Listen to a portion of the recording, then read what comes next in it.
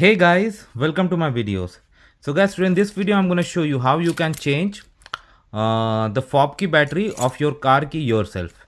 Before I proceed further, if you have not already subscribed to my channel, please go and subscribe right now. So the very first thing I would suggest is read your owner manual and find out the compatible battery. Then you can buy it at a dollar store or at a big store like Walmart or anywhere. It is available at so many places. Okay.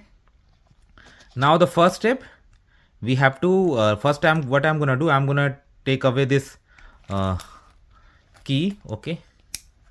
Actually that's not what I'm gonna do. I'm gonna take away all the keys. Okay, so that you just have this fob. Okay, so I took off the key and now we just have the fob.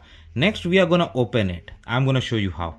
So you need a device, something like a small screwdriver like this, that is compatible with this. Okay, and that's where we are gonna begin with.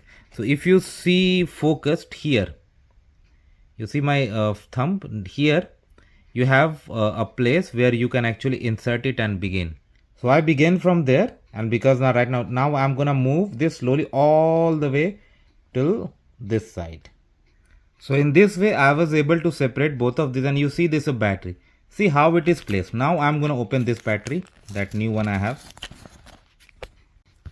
So this is the new battery I have and this is the old battery. Okay, so first thing I'm gonna do is to remove the old battery. Okay, it's pretty simple.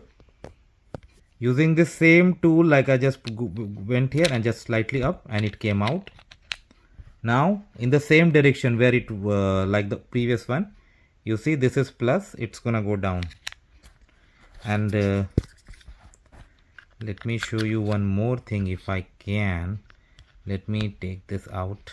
It's difficult to operate with one hand, but I'm trying. See this, what it shows?